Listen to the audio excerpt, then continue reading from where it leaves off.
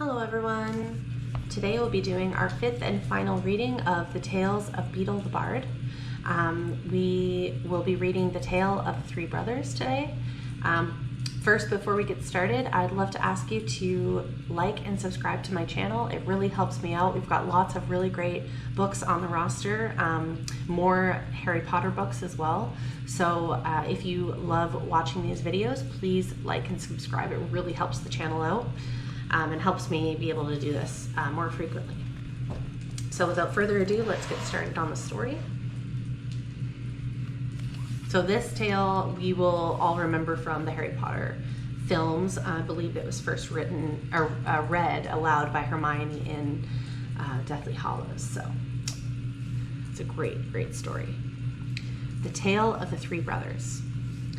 There were once three brothers who were traveling along a lonely, winding road at twilight. In time, the brothers reached a river too deep to wade through and too dangerous to swim across. However, these brothers were learned in the magical arts, and so they simply waved their wands and made a bridge appear across the treacherous water. They were halfway across it when they found their path blocked by a hooded figure, and Death spoke to them. He was angry that he had been cheated out of the three new victims, for travelers usually drowned in the river. But Death was cunning. He pretended to congratulate the three brothers upon their magic, and said that each had earned a prize for having been clever enough to evade him. Interesting. So this reminds me of Death in the video game, actually. So these are the three brothers. I'm guessing oldest, middle, and youngest. So the oldest brother, this guy right here, who was a combative man, asked for a wand more powerful than any in existence. A wand that must always win duels for its owner. A wand worthy of a wizard who had conquered death. So Death crossed to an elder tree on the banks of the river, fashioned a wand from a branch that hung there, and gave it to the oldest brother. Then the second brother, who was an arrogant man, decided that he wanted to humiliate Death still further, and asked for the power to recall others from death. So Death picked up a stone from the riverbank and gave it to the second brother, and told him that the stone would have the power to bring back the dead. And then Death asked the third and youngest brother what he would like. The youngest brother was the humblest and also the wisest of the brothers, and he did not trust Death. So he asked for something that would enable him to go forth from that place without being followed by Death. And Death, most unwillingly, handed over his own cloak of invisibility. Then Death stood aside and allowed the three brothers to continue on their way, and they did so, talking with wonder of the adventure that they had had and admiring Death's gifts. In due course, the brothers separated each for his own destination. The first brother traveled on for a week or more, and reaching a distant village, he sought out a fellow wizard with whom he had a quarrel. Naturally, with the elder wand as his weapon, he could not fail to win the duel that followed. Leaving his enemy dead upon the floor, the oldest brother proceeded to an inn where he boasted loudly of the powerful wand he had snatched from Death himself, and how it made him invincible. Oh my goodness. So this is the oldest quarrelsome brother. This is the brother that wants to raise the dead, and this is the wisest brother right here. I'm guessing that this is what happens in the next part of the story. This hasn't happened yet. That very night, another wizard crept upon the oldest brother as he lay, wine-sodden upon his bed. The thief took the wand and, for good measure, slit the oldest brother's throat. And so Death took the first brother for his own. Meanwhile, the second brother journeyed to his own home, where he lived alone. Here he took out the stone that had the power to recall the dead, and turned it thrice in his hand. To his amazement and his delight, the figure of the girl he had once hoped to marry before her untimely death appeared at once before him. Yet she was silent and cold, separate from him as though by a veil. Though she had returned to the mortal world, she did not truly belong there and suffered. Finally, the second brother, driven mad with hopeless longing, killed himself so as truly to join her. And so Death took the second brother for his own. Wow. So she looks like she's not there. And he looks a little mentally ill. But though Death searched for the third brother for many years, he was never able to find him. It was only when he had attained a great age that the youngest brother finally took off the cloak of invisibility and gave it to his son. And then he greeted Death as an old friend and went with him gladly, and equals they departed this life. Wow.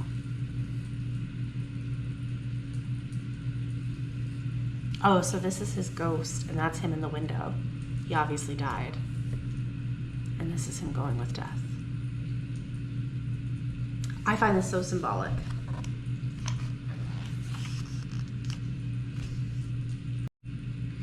Albus Dumbledore on The Tale of the Three Brothers. This story made a profound impression on me as a boy. I heard it first from my mother, and it soon became the tale I requested more often than any other at bedtime. This frequently led to arguments with my younger brother Aberforth, whose favorite story was Grumble the Grubby Goat. Of course, because I think that's why I don't know, there was something with a goat that happened. I can't remember what. The moral of The Tale of the Three Brothers could not be any clearer. Human efforts to evade or overcome death are always doomed to disappointment.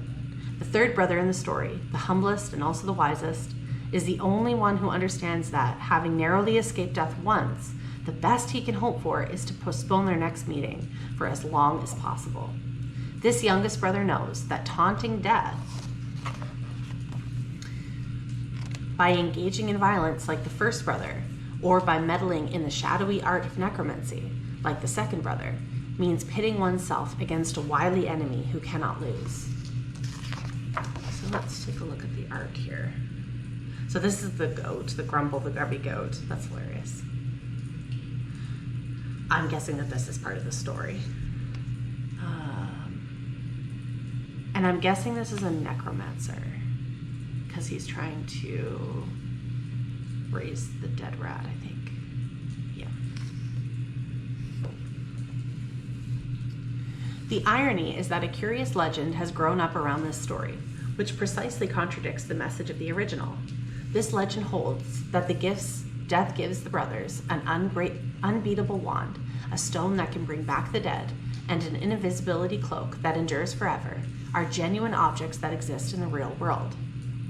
The legend goes further. If any person becomes the rightful owner of all three, then he or she will become master of death, which has usually been understood to mean that they will be invulnerable, even immortal. Necromancy is the dark art of raising the dead. It is a branch of magic that has never worked, as the story makes clear. Interesting. We may smile a little sadly at what this tells us about human nature. The kindest interpretation would be, hope springs eternal. In spite of the fact that, according to Beedle, 2 of the 3 objects are highly dangerous, in spite of the clear message that death comes for us all in the end, a tiny minority of the wizarding community persists in believing that Beedle was sending them a coded message, which is the exact reverse of the one set down in ink, and that they alone are clever enough to understand it. Their theory, or perhaps desperate hope might be a more accurate term, is supported by little actual evidence. The true invisibility cloaks, though rare, exist in this world of ours. However, the story makes it clear that Death's cloak is of a uniquely durable nature. Though all the centuries that have intervened between Beedle's day and our own, nobody has ever claimed to have found Death's cloak. This is explained away by true believers thus. Either the third brother descendants do not know where their cloak came from, or they know and are determined to show their ancestors' wisdom by not trumpeting the fact. So Alexander Pope, okay. This quotation demonstrates that Albus Dumbledore was not only exceptionally well read in wizarding terms, but also that he was familiar with the writings of Muggle poet Alexander Pope. Okay, cool. Naturally enough, the stone has never been found either, and as I have already noted in the commentary for Babbity Rabbity and her cackling stump, we remain incapable of raising the dead, and there is every reason to suppose that this will never happen. Vile substitutions have, of course, been attempted by dark wizards who have created Inferi, but these are ghastly puppets, not truly reawoken humans. What is more, Beedle's story is quite explicit about the fact that the second brother's lost love has not really returned from the dead. So these are Inferi. These are like zombie creatures. Then they are destroyed by fire. Invisibility cloaks are not generally infallible. They may rip or grow opaque with age, or the charms placed upon them may wear off, or be countered by charms of revealment. This is why witches and wizards usually turn, in the first instant, to disillusionment charms for self-camouflage or concealment. Albus Dumbledore was known to be able to perform a disillusionment charm so powerful as to render himself invisible without the need for a cloak. Number 4. Inferi are corpses reanimated by dark magic.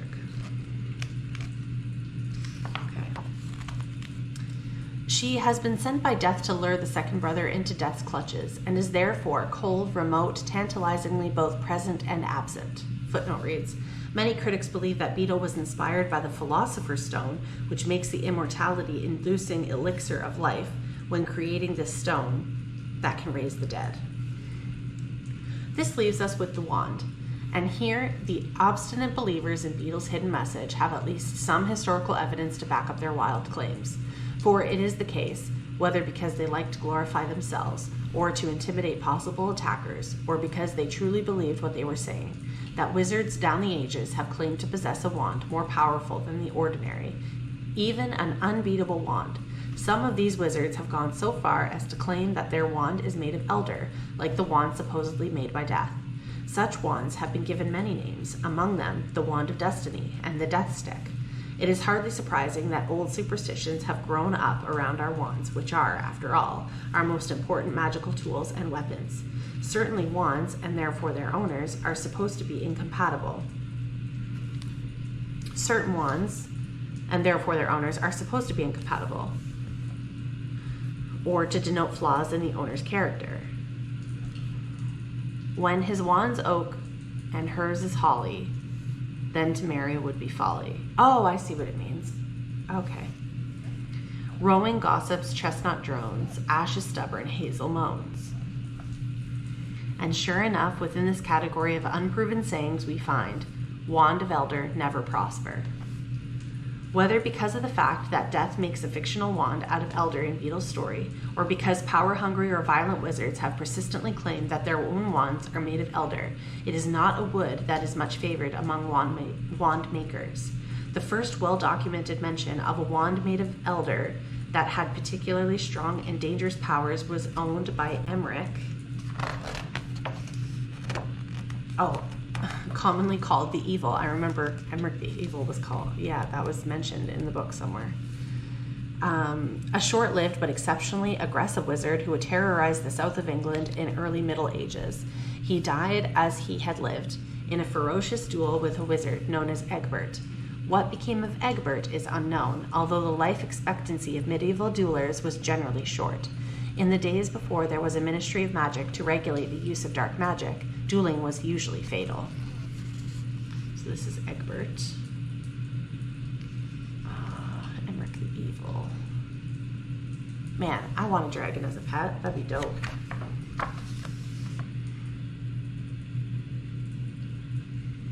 So these are all the different types of wands. Cool. Okay. A full century later, another unpleasant character, this time named Gaudelet, advanced the study of dark magic by writing a collection of dangerous spells with the help of a wand he described in his notebook as my most wicked and subtle friend with body of Elhorn. 6. An old name for elder. Who knows ways of magic most evil. Magic most evil became the title of Gaudelet's masterwork. As can be seen, Gaudelet considers his wand to be a helpmeet, almost an instructor. Those who are knowledgeable about wand lore, such as myself, will agree that wands do indeed absorb the expertise of those who use them. Though this is an unpredictable and imperfect business, one must consider all kinds of additional factors, such as the relationship between the wand and the user, to understand how well it is likely to perform with any particular individual. Nevertheless, a hypothetical wand that had been passed through the hands of many dark wizards would be likely to have, at the very least, a marked affinity for the most dangerous kinds of magic. Most witches and wizards prefer a wand that has chosen them to any kind of second-hand wand, precisely because the latter is likely to have learned habits from its previous owner that might not be compatible with the new user's style of magic. The general practice of burying or burning the wand with its owner, once he or she has died, also tends to prevent any individual wand learning from too many masters. Believers in the Elder Wand, however, hold that because of the way in which it has always passed allegiance between owners, the next master overcoming the first, usually by killing him, the Elder Wand has never been destroyed or buried, but has survived to accumulate wisdom and strength and power far beyond the ordinary. That would make sense to me. Hereward. Okay. Godlet is known to have perished in his own cellar, where he was locked by his mad son Hereward. We must assume that Hereward took his father's wand, or the latter would have been able to escape. But what Hereward did with the wand after that, we cannot be sure. He looks insane. Wow. Kind of looks like the charlatan, to be honest. He's giving charlatan vibes. Oh, there's his dad. He's in the cellar. Yikes. Okay. All that is certain is that a wand called the Eldrin Wand, by its owner, also an old name for elder, Barnabas Deverell, appeared in the early 18th century, and that Deverell used it to carve himself out a reputation as a fearsome warlock, until his reign of terror was ended by the equally notorious Loxias, who took the wand, rechristened it the Death Stick, and used it to lay waste to anyone who displeased him. It is difficult to trace the subsequent history of Loxias's wand, as many have claimed to have finished him off, including his own mother. Ooh. Yeah, he looks evil. Wow. Yeah, those eyebrows. You can't be born with those eyebrows and be good. That's for sure. This guy looks like he's wearing a birthday hat. This must be his mother. Wow. Okay. What must strike any intelligent witch or wizard on the studying the so-called history of the Elder Wand is that every man who claims to have owned it, no witch has ever claimed to own the Elder Wand, make of that what you will. Interesting. Has insisted that it is unbeatable when the known facts of its passage through many owners' hands demonstrate that not only has it been beaten hundreds of times, but that it also attracts trouble, as Grumble the grubby goat attracted flies. Ultimately, the quest for the Elder Wand merely supports an observation I have had occasion to make many times over the course of my long life, that humans have a knack of choosing precisely those things that are worst for them. But which of us would have shown the wisdom of the third brother, if offered to pick of death's gifts? Wizards and muggles alike are imbued with a lust for power. How many would resist the wand of destiny? Which human being, having lost someone they loved, could withstand the temptation of the resurrection stone? Even I, Albus Dumbledore, could find it easiest to refuse the invisibility cloak, which only goes to show that, clever as I am, I remain just as big a fool as anyone else. This is Ignatius Peverell. This is the grave.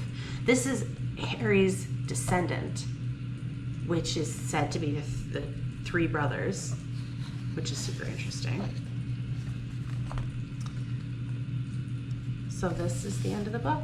So let's check out the rest of the art. So I'm guessing that this is the same wand throughout the ages, maybe.